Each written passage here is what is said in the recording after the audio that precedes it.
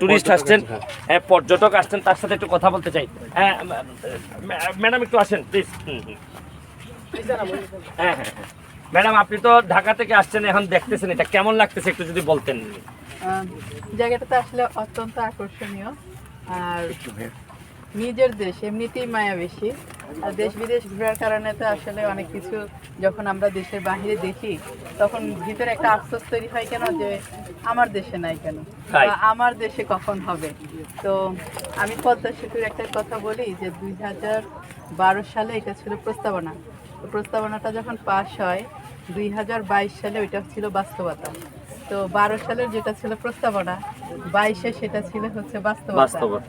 আপনি যে স্বপ্নটা দেখছেন এই চুনারুঘাট মাধবপুর নিয়ে বা এই এরিয়াতে এসেই যখন বলতেছিলেন যে এখানে অনেকগুলা তাঁবু দিয়ে খুব চমৎকার একটা রিসোর্টের মতো একটা ব্যবস্থাপনা, আসলে তো জায়গাটা অসাধারণ।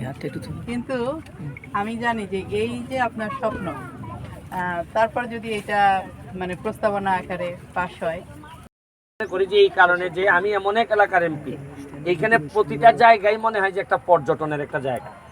আমি একটা জায়গায় আসছি, এটা হচ্ছে গিয়ে পানছড়ি ইকো রিসোর্ট, কিন্তু ইকো রিসোর্ট এখনো কিছুই করা হয় নাই।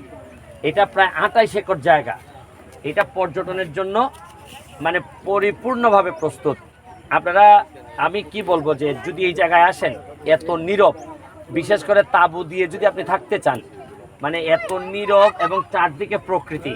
আপনি দেখেন যে প্রকৃতিটার একটু দেখাও ভালো করে, হ্যাঁ দেখাও, এখানে সূর্যাস্তটা দেখাও, হ্যাঁ আস্তে আস্তে দেখাও আর একটু, হ্যাঁ হ্যাঁ আপনারা দেখেন, এই যে এই সাইডটা দেখেন, ওই যে, এবং ওই পাশটাতেই কিন্তু আপনি আবার ওই পাশটাতেই দেখেন চা বাগান, চা বাগানের পাশেই এইরকম একটা মনোরম পরিবেশে অনেক প্রতিদিন বিকালে এখানে পর্যটক আসেন। এখনও কিন্তু পর্যটনের কোনো কাজই শুরু হয় নাই, খালি জায়গা পড়ে আছে।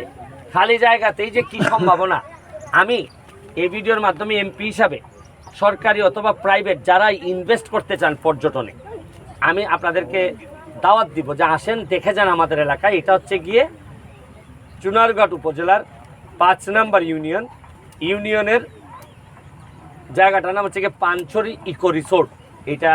এটা বলে সবাই চিনে, এবং মাত্র 1 কিলোমিটার রাস্তা, যেটা এখনও এই ইটসলিং আছে। এটা আমি এমপি হিসাবে আগামী কয়েক মাসের মধ্যে এই জায়গাটা পাকা করে দিব।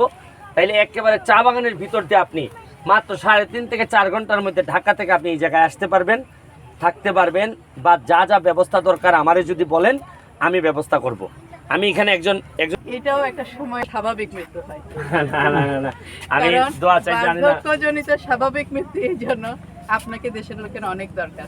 না আমি জানি না, আমি আসলে এই ভিডিও থেকে বিদায় নেওয়ার আগে আপনাদের সবাইকে দাওয়াত দিয়ে নিচ্ছি যে আমার কাছে মনে হয় আমার যতটুকু সক্ষমতা আছে, প্রতিটা এলাকারই কিছু না কিছু বৈশিষ্ট্য থাকে, এই কারণে এলাকাটার অনেক দূর নিয়ে যাওয়া যায়। আমার আশেপাশে যে ছেলেগুলো আছে, বাচ্চাগুলো আছে, আপনারা দেখতেছেন, এদেরকে অর্থনৈতিকভাবে দাঁড় করানো এমপি হিসাবে আমার দায়িত্ব। আমি যদি এখানে একটা পর্যটনের একটা ভালো কিছু করতে পারি, তো এই এলাকার মানুষগুলো অর্থনৈতিকভাবে সমৃদ্ধ হবে। এদের এই 4 লাখ টাকা 5 লাখ টাকা খরচ করে সৌদি আরব যাওয়া লাগবে না, কুয়েত যাওয়া লাগবে না। নিজের দেশে বসেই আপনারা জানেন যে আমার এলাকায় ফেসবুক ব্যবহার করে এখন হাজার হাজার ডলার আমাদের ছেলে মেয়েরা ইনকাম করতেছে। ভাই আমরা কি ছোট্ট একটা আইকিউ টেস্ট করবো যে এইখানে পর্যটন নগরী হলে কিভাবে এইখানকার অধিবাসীরা আর্থিকভাবে বেনিফিটেড হবে, ওনাদেরকে এই বিষয়ে কোনো ধারণা আছে কিনা? না, এখনো পুরোপুরি আসলে এই এলাকার মানুষ এখনো বুঝে উঠতে পারে নাই, অল্প অল্প করে বুঝে উঠতে পারবে। দেখেন কক্সবাজার শুধু সমুদ্র থাকার কারণে এই এলাকার মানুষ অর্থনৈতিকভাবে অনেক উপরে চলে গেছে। এইটা একটা স্বাভাবিক। এখানেও যদি আপনি পর্যটক নিয়ে আসতে পারি, দেখবেন এই এলাকার মানুষের ভাগ্য বদলাই দিতে পারবো। আমি জন্মের পরে আমার যে এলাকাটা পাইছিলাম, অথবা এমপি হিসাবে শপথ নেওয়ার সময় যে এলাকা পাইছিলাম, আমি মৃত্যুর আগে এর চেয়ে ভালো একটা এলাকা রেখে যেতে চাই। শুধু এলাকা না, আমার চেয়েও আরও যোগ্যতা সম্পন্ন মানুষ আমি এলাকায় রেখে যেতে চাই। তাতে আমার মৃত্যু অনেক বেশি শান্তিপূর্ণ হবে, সার্থক হবে। আজকের মতো বিদায় নিচ্ছি পানছড়ি থেকে, পানছড়ি ইকো রিসোর্টের জায়গা থেকে। ভালো থাকবেন, সুস্থ থাকবেন।